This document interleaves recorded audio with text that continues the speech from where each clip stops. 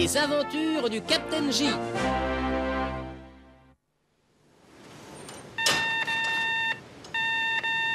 Merci beaucoup. Allô, oui. Allô, Captain J? Oui, c'est moi. Dites, vous repartez en mission. Ah bon? Une usine d'impression, sympa, hein? Soit. Pour le Captain J, un coup de téléphone du bureau signifiait bien souvent un départ en mission. Les arrivées étaient parfois un peu brutales. Cette fois-ci, le Captain J s'était rendu dans une usine d'impression sur tissu, c'est-à-dire une usine où l'on imprime des dessins sur des tissus. Il se trouvait précisément au bureau de Steve.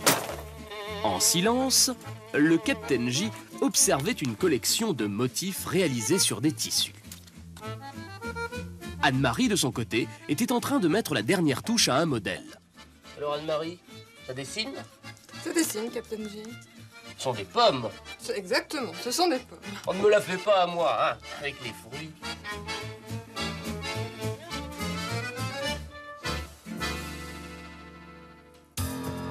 Le bureau de création ayant terminé le modèle, le Captain J se rendait maintenant à la coloration.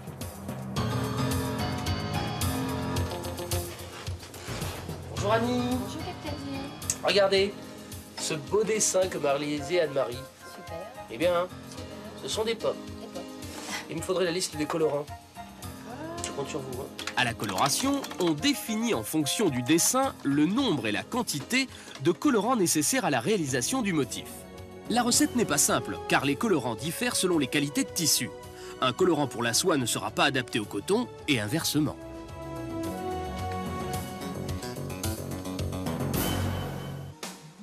Avec un peu de patience, le Captain J avait réussi à établir la liste des colorants. Il se trouvait maintenant à la cuisine, l'atelier de préparation des couleurs. Ah, Roger, vous tombez bien. Ah, Capitaine J, qu'est-ce que je peux faire pour vous? Ben, avec les colorants, j'y comprends plus rien, moi. Ah, il y en a attendez, trop. donnez-moi ça. Voyons voir.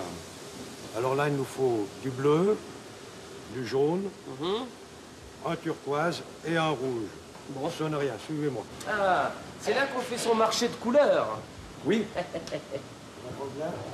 Capitaine J, prenez le jaune orangé. Ah oui, le jaune orange. Oula. Là. Et après, on mélange. On mélange. Baguette. Je suis équipé.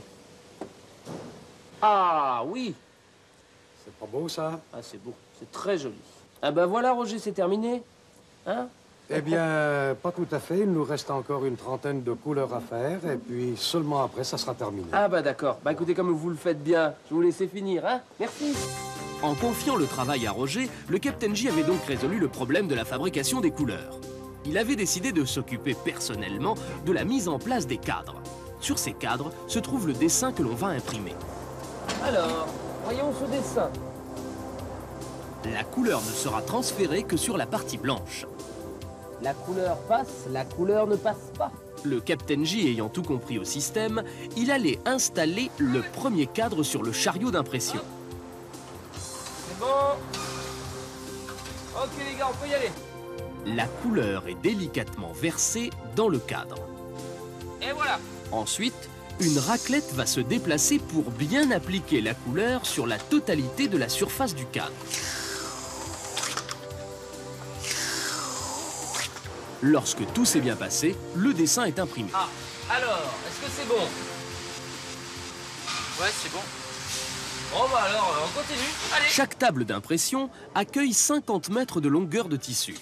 Pour imprimer la totalité d'un dessin, il faudra plusieurs cadres, un par couleur. Pour celui-ci, 9 cadres, donc 9 couleurs, seront nécessaires. Un détail que l'on retrouve sur le bord du tissu. Grâce à un savoir-faire unique, on imprime dans cet atelier des foulards de soie, les fameux carrés, pour les plus grands noms de la haute couture.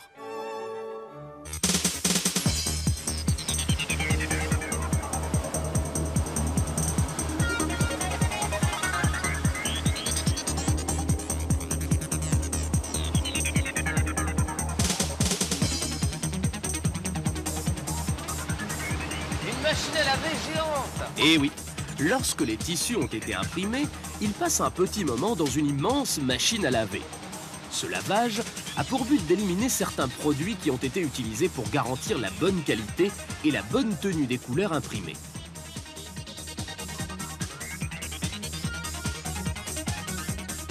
Au bout de la machine, le tissu ressort propre et sec.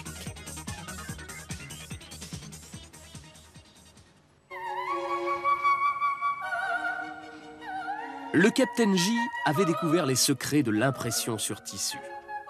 Un dernier contrôle et il repartait vers de nouvelles aventures, qui seraient peut-être fleuries, sait-on jamais.